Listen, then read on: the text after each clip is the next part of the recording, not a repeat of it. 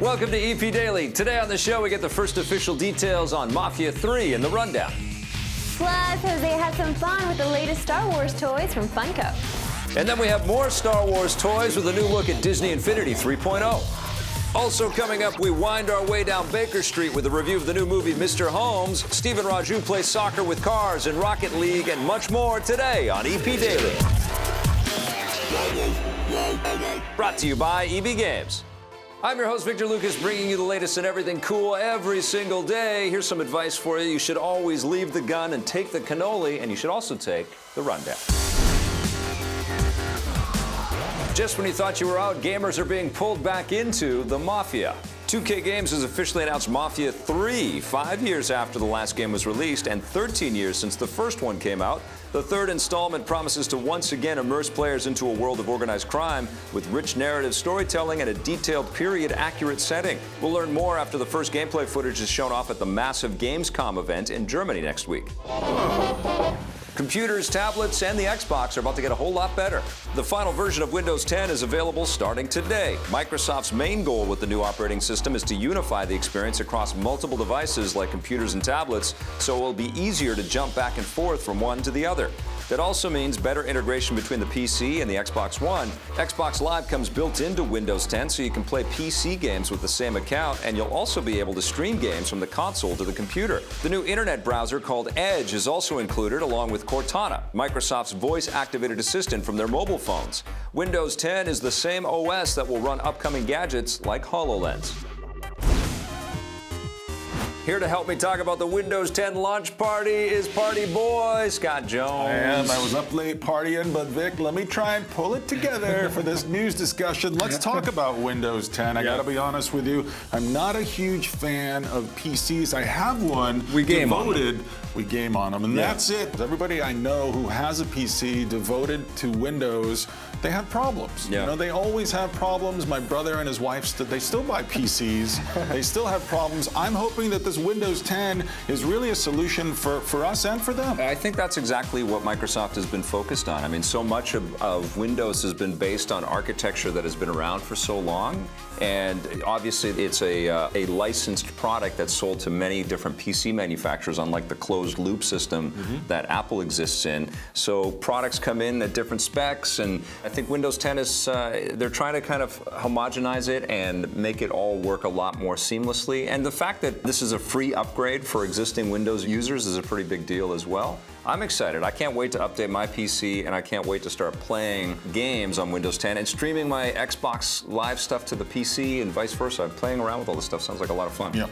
All right, now one thing that we are going to be playing with sooner than anticipated, because I hadn't heard anything about Mafia 3, but that's on the way. How does that make you feel? Mafia 2, I couldn't wait for it to get here, and it was a little bit of a botched experience. It didn't really kind of have the same seamless, organic flow that GTA has. Yeah, and it's interesting because this is under the 2K umbrella, which also owns Rockstar, and they have, tech that they scatter amongst the studios, but the Mafia team sort of has their own approach with all of this stuff. And I think Mafia 2, it wasn't the electrifying experience that the first Mafia. Starched. Well, it also felt kind of tedious. I have no idea what to expect from 3. I'm excited. I'm sure they got the feedback. I'm sure they've got my letters. They were personal letters, but you guys enjoyed them. I am excited, though. I mean, this is obviously interesting material for any kind of a game out there, so I'm excited to see where they progress with this one. But right now, we've got to take a look at some of the Funko line of Star Wars toys because,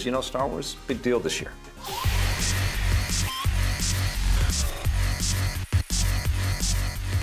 Funko always delivers on some of the coolest collectibles you can find at any show, any store you go to that has their products. Tell me about some of the Star Wars stuff you guys are showing off. Well, the big items we got this year are our Super Shogun 20-inch vinyl figures. So we've got our Shadow Trooper right here, and then we've got Boba Fett. Shadow Trooper shoots his fist, got a nice blaster, and Boba Fett's actually got a working jetpack and shoots the missile just like when we were kids, right?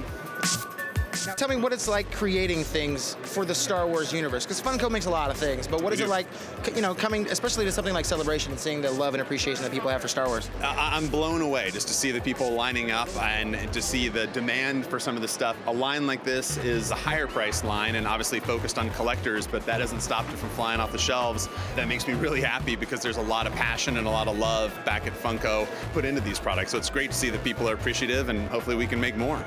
Now, it's not just the giant 20-inch vinyl figures that you guys have. You guys also have some other things here as well? Yeah, we've got 4 different Hikaris. I've got this is the Greedo right here. We've also got a Clone Trooper, Stormtrooper, and a Boba Fett in this line. And then we've got 4 exclusive pops. We've got a Chrome E3PO, R2Q5, who's a black R2 unit. We've got a Clone Shock Trooper and Vader Unmasked. All have been very popular. Is that cool for you guys to get to create unique showpieces for things and that you can only technically get here? I love it. I mean, I think it's great. The fans obviously like collecting things. I think everybody can go to their favorite retailers and everyone gets the chance to then buy those things, but I think people feel really good about being able to chase down collectibles. It just appeals to different types of consumers. Some people don't want to wait in line for things, but for the people who really want to hunt things down, it's great to create something that then just a few people have and really enjoy and get to show off in their collections. And one of the things I like that you guys have are these little fabrications. I mean, come on. This is Chewbacca. Chewbacca is a Wookiee. I don't need to say anything else. Tell us a little bit about the process, because you got vinyl and now you have these fabrications as well. Fabrications is a relatively new line. I think Darth Vader is the newest one here, but we're definitely expanding the line. We're going to have more of the classic characters in the original trilogy later in the year, but I think they're super cute, and I think the art staff has done a great job on them. And it's nice to work on something besides Pop. Pop's a monster. Pop does great, but I like it when we can introduce a new line and get it well received as well. Great job, Jose. And just like Victor Lucas, he always knows his way around a toy. Well, those pop vinyl toys are huge, but we've got more toy action for you after the break with Disney Infinity 3.0. Looks like we have visitors. Let's hope they come in peace.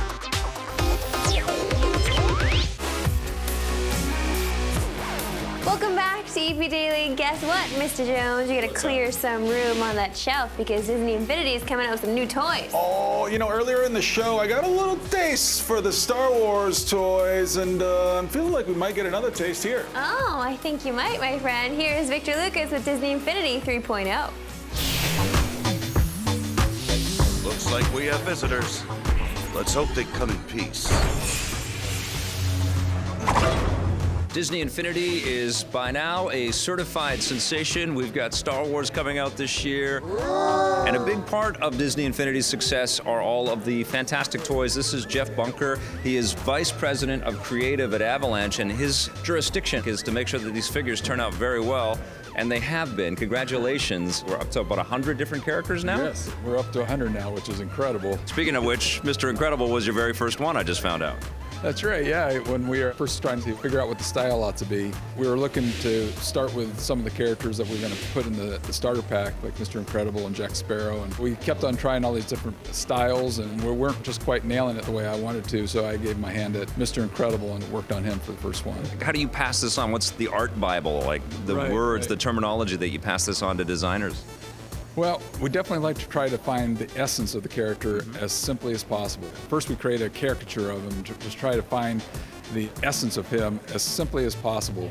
And then since he's going to be a toy and a small version of that figure, we have to try to get rid of all the unessential details and just really simplify him. And then we have to make him ready for manufacturing and things that you would expect to see in a toy, like big feet and bigger hands, and make them chunkier so that they manufacture well. Those are things that we all try to put into it. We're inspired by urban vinyl also, just that really nice, smooth, matte finish. In the end, though, we just want this to be a collector's item that you want to put on the shelf and not end up in your closet or in a box somewhere. What's cool about your career specifically is that you started in games.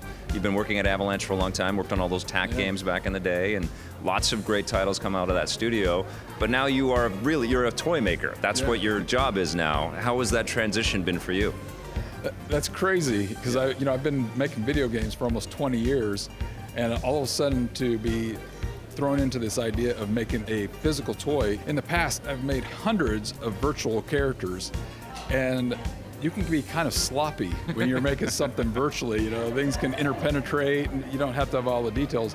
But when you're holding that thing in your hand, that's a whole nother thing, you know. And so luckily we had some really good partners that helped us to learn how to make figures, but we spend a lot of time going all the way through the process. We actually go to China and to work with our manufacturing partners and try to make sure that that vision for the characters make it all the way through to the character that's on the shelf.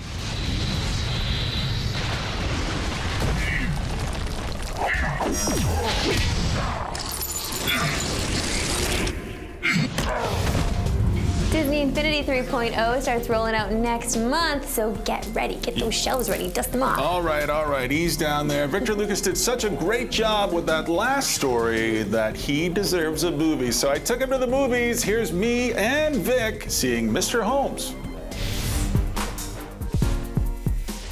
If I ever write a story myself, it will be to correct the myriad misconceptions created by his imaginative license. Scott and I checked out the new Sherlock Holmes movie, and this is unlike any Sherlock Holmes movie that we have ever seen before. It's called Mr. Holmes. Ian McKellen is the illustrious Mr. Holmes, the titular Mr. Holmes in this movie. What do you think, my friend? Well, I feel like Sherlock Holmes is something like Agatha Christie fictions that are for mature people, and this is a very mature Sherlock Holmes. I love Ian McKellen. I think he's a tremendous actor. I had to leave Gandalf behind here and just give myself over to this character because he still has Gandalf's eyes. He doesn't have Gandalf's beard and for Magneto's sure. face as well. Yeah, and he's got Magneto's face, so you have to kind of leave both of those icons outside the theater and just relate to the Sherlock Holmes character he's trying to embody here. My mother, she wonders if you have brought your famous hat. Oh, the dear stalker. That was an embellishment of the illustrator. And I really love the humanity that's on screen here because this is a frail 90-plus-year-old Sherlock Holmes kind of reflecting on his last case and some of the people that he met as his detective days are kind of waning. And so it's maudlin, it's a little morose, there's some heavy things that go on in this. This is a detective that has really just put all of his faculty into his craft, into his ability to solve and help people, but he's lost his ability to connect with people. One of the great challenges of life, of course, is dealing with the final stage of life, and he is, as an actor, he's an older man. He's playing a character who's very old here. We see some flashbacks to when he was younger. So we're kind of going back and forth in time. Seeing that and feeling the empathy for that and feeling the weight of the emotion of that is it's a little bit more work than we're used to doing in movies these Especially days. in the summertime. Yeah, we see so much light stuff, so much fast action stuff here. And I'm going to be honest, and you're probably not going to like me saying this, but I fell asleep in this movie. You're not going to die. I had a great uncle who lived to be 102. What are the odds that you would know two men who would live that long? Well, I didn't actually know him.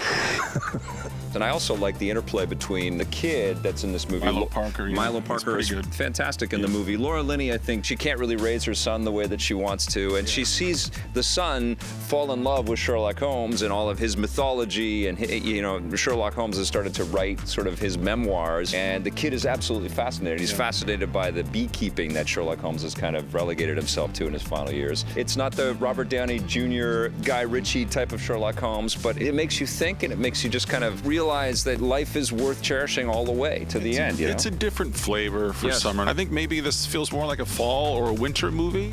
That night, I searched for something to jog my memory of the actual case. And there it was. A picture. It's sort of the anti-marketing approach to all of the superhero deluge that's happening right now. And, quite frankly, that Sherlock Holmes brand couldn't be hotter than it is right now. So why not attempt to kind of muscle in there with a very different variation? And, quite frankly, it's pretty damn cool that this is public domain type stuff so that people can interpret this character any way that they see fit. And the thing that I appreciate about this is that the film kind of imagines that Sherlock Holmes was a nonfiction character writing in almost protest to the fiction that's been created around him. He even has an apartment that's across the street from 221B Baker Street. I decided to write the story down on paper as it was, not as John made it. Get it right before I die. if you dig Sherlock Holmes, I feel like I should go see it again. Or Ian McKellen, or thoughtful, pensive movies, a little quiet in the storm. I'm a thoughtful, pensive man, but unfortunately, I don't feel like I've seen enough of this movie. But I'm going to go see it again. Right now, in its current state, I'm giving it a 6.5. Oh, I really like this movie. 8 out of 10. A little aside, after that movie, Vic and I got together, went downtown, and bought ourselves some deer stalkers. Aww. So congratulations, Vic. You look great in yours. You guys are so precious when you're together. Don't go anywhere, because after the break, we've got Rocket League.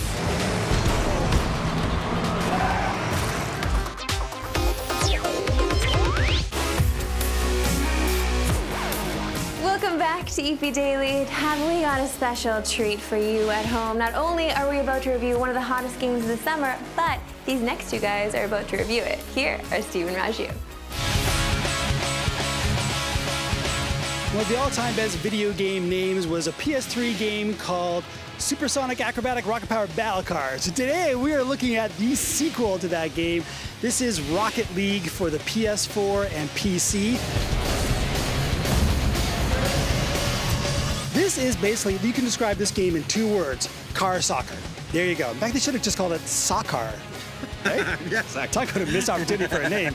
This is soccer played with a giant oversized ball and cars on a field. And you can play it split screen, you can play it online multiplayer, you can play against the computer.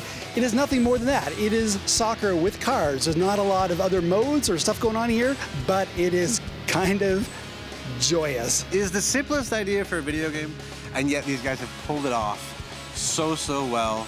You know, I am not usually a multiplayer only guy.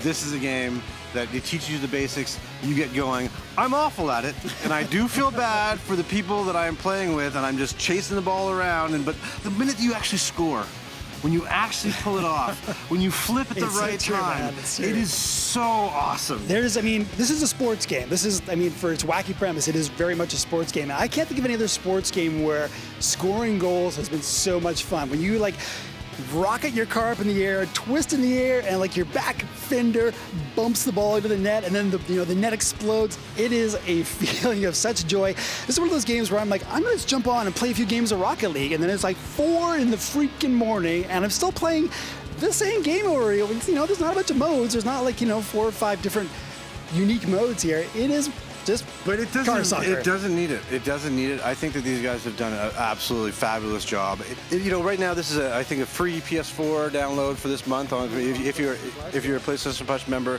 honestly, it's kind of made it worth it for me. This is one of those games because honestly, a lot of games they throw up there no one's buying this anymore.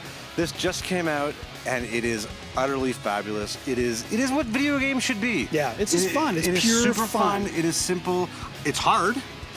It's hard. It takes a lot of practice. That's what I like about it, because you can play it for hours and hours and hours and hours like I have and still feel like you're improving, slowly improving. In fact, now when I play, I'll say to one of my buddies, you gotta play this Rocket League game, and they'll jump in. I'm like, oh man, you suck. There's not a ton of bells and whistles here. As you play through, you unlock different car bodies. They all perform the same. You unlock different car bodies, decals, antenna toppers, hats for your cars. Yes. I like wearing the horns. I like the horns and the Canadian flag of my car as my combination. But it's it's very level playing field. All the cars respond, control the same. And I don't know, man. I just can't understand how something so simple. It kind of harkens back to the classic Nintendo games, the really old games where it was a very simple premise, very simple controls, but still so much fun, so much endless fun. The stuff like the hats and the embellishments, I'm actually really glad that they don't really change too much and create an unbalanced playing field.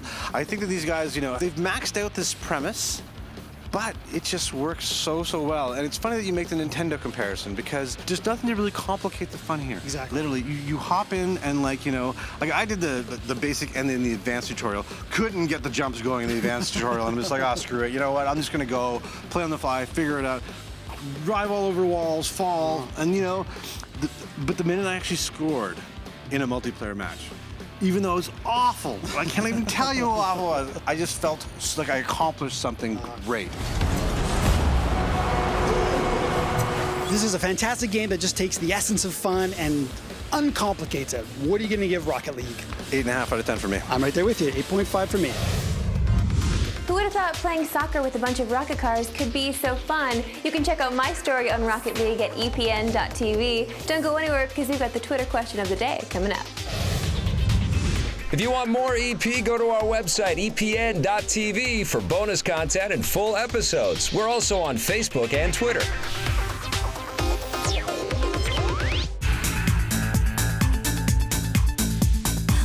Welcome back to EP Daily. It's time now for the best part of every episode. It's the Twitter question of the day. And today's question comes from our old friend, Mitchell Trainer. He is at Mitchell Trainer. Hi, Mitchell. Hi, Mitchell. Comic-Con and E3 are both finished. They're behind us now. Yep. Which did you like better, Victor Lucas? Because you were at both. I loved E3. Comic-Con, you and Marissa have been raving about it. But which did you like both? You are blackballed from Comic-Con. I am blackballed, yeah. Maybe next year you'll go to Comic-Con. E3 was better this year. Comic-Con was really fun. I always have a great time as a fan. It's too crowded, though. No, it isn't about that. It just was too crowded. It was missing the Marvel experience. It had the Marvel TV show stuff, and I met the Agents of S.H.I.E.L.D. That was really fun. But all of the movie kind of stuff was missing. Ant-Man was coming out the week after Comic-Con.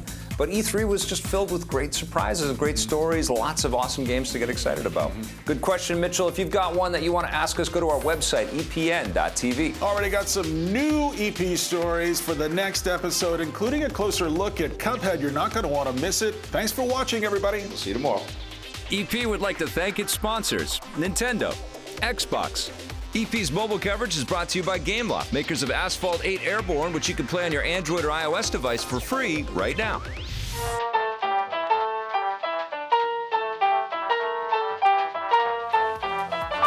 Initially, it was that we were just kind of grown up on that cartoon.